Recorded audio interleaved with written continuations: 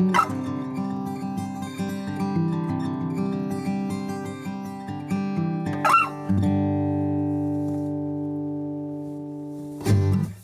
everyone, my name is Chris Green. I want to welcome you here to my channel, Learning Guitar with Chris Green. This channel is dedicated to helping you learn how to play the guitar. Whether you're an absolute beginner, you've never touched a guitar, or you're looking for some more advanced techniques, well, this channel is here for you. I want to encourage you to hit the like and subscribe buttons. It really just does more than you think it does. It lets the YouTube algorithm know that this video is actually pretty interesting, and it'll push it out to more people. It'll help the channel grow so I can keep bringing you more videos just like this. This video is all about what I'm calling the waterfall fingerpicking technique. This is not something I've invented, but I have adapted it for a more modern use. This comes from Etude No. 1, which is a Villa-Lobos piece that's originally in E minor. I've created a guitar tab and a chart that is based in G major. Figured that'd be more useful to you, especially if you're into playing pop music and such. I call it the waterfall technique because it makes use of all 6 strings, but it has this effect where we're going from low to high and back and forth, up and down the strings in a continuous motion. Just sounds like rain or water just constantly pelting towards you. So if you want to access the guitar tab, you can become an all access member here on YouTube. Just click the join button below any of my videos. You can cancel at any time if you'd like. Also, over on Patreon, I've got a link in the description as well where you can download all the guitar tab for yourself. Otherwise, it'll be notated on screen so you can follow along. So if you're interested in learning how to play Etude No. 1, I think it is a great piece, but studies or etudes are meant to push you in certain ways with technique. So this is all about our right hand finger picking technique. It can really be on any chord you want. If you know bar chords, anything that takes up all 6 strings on the guitar, it will work because you are going to be picking through each string on the guitar. So if you're looking at my guitar tab is based on a G major chord. We're in root position, middle finger on the 3rd fret of the low E string, pointer finger on the 2nd fret of the A string, then my ring and pinky fingers on the 3rd frets of the B and high E. Just a simple G major, and we'll pretty much keep our chording hand right where it is. Now on the sheet music or guitar tab, you are going to be familiar with PIMA. I've mentioned this in several of my videos already, but P is going to be your thumb on your finger picking hand. I is your index finger, M is your middle finger, and A is your ring finger. We will not be using our pinky in this technique. So one of the simplest things you can do if you're interested, like on the Villa-Lobos piece, you can simply just hold out an E minor chord if you really just want to spend some time focusing on this, and if the G major is kind of getting tiresome for your fingers, basically just throw up an E minor chord if you would like. But on the guitar tab, we're going to start with our thumb, and I like to take finger picking patterns, especially if it's brand new for me, and break it into groups of 4. So this finger picking technique uses all 16th notes, and they are in groups of 4. So the first 4 notes we're playing, it involves P, I, P, I. And I call this the waterfall technique because we're basically going up and down the guitar strings as we're playing it. If I can make, it's kind of weird, but okay. So anyway, I'm working my way down from the lowest string. We are jumping up and down all the way to the high E, and then you're going to make your way back up. And it has this continuous motion about it, which makes it great if you're playing any sort of piece using all the strings. Okay, so again, the first 4 set, we have 1, E, and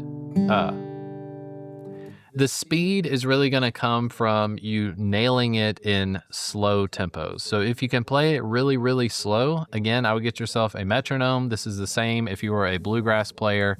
Focus on playing with a metronome at first at a very slow speed and then build up from there. So the first 4 notes, again, we're hitting the low E string, the open D, the A string, and then the open G string. Our next group of 4 involves the thumb on the open D string, our middle finger on the B string, our pointer finger on the G string, and then we have our first use of A on the high E. So that is essentially 1/2 of the entire measure. So just to work our way up from there, we would go 1, E, and 2, E, and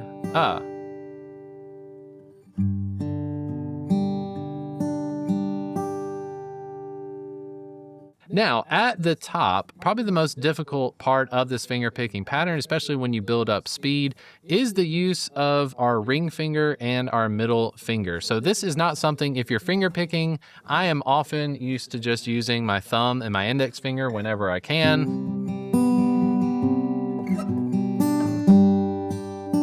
Maybe even a middle finger once in a while, but I'm definitely not as familiar with using my ring finger. And so whenever I'm doing a finger picking pattern that uses my ring finger, I know I'm gonna have to spend a little extra time on that.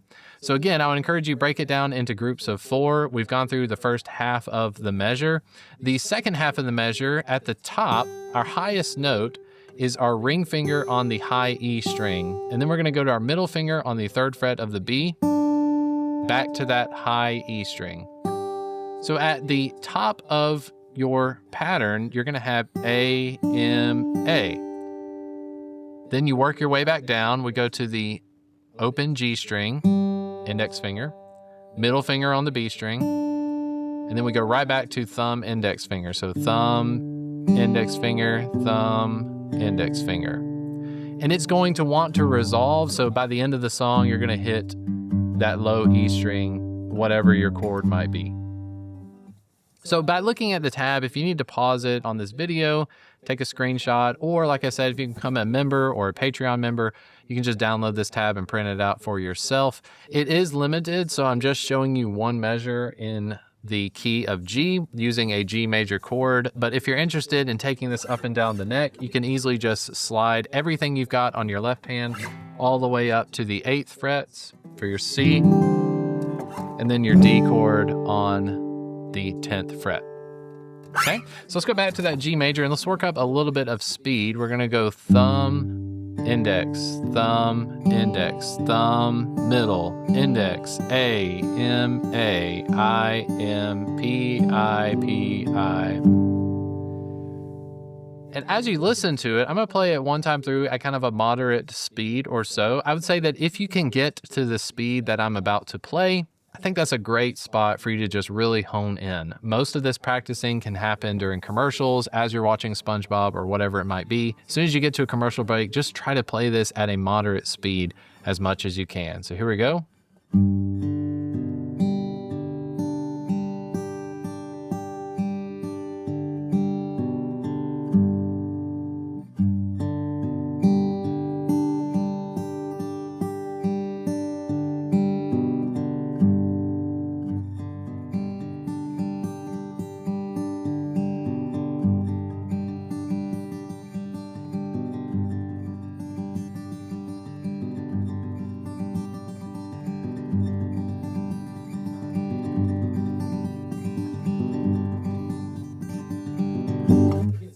If you are somebody that's doing a lot of finger picking, like almost everything you play is being finger picked, I would definitely consider getting a nylon string guitar. When you're playing on strings like this, especially if you have, even if you have nails on your hand, what you'll notice is that all of your nails will gradually just be worn out. You won't have any nails left. But with the nylon string guitar, it's a whole lot easier once you grow your nails out somewhat significantly.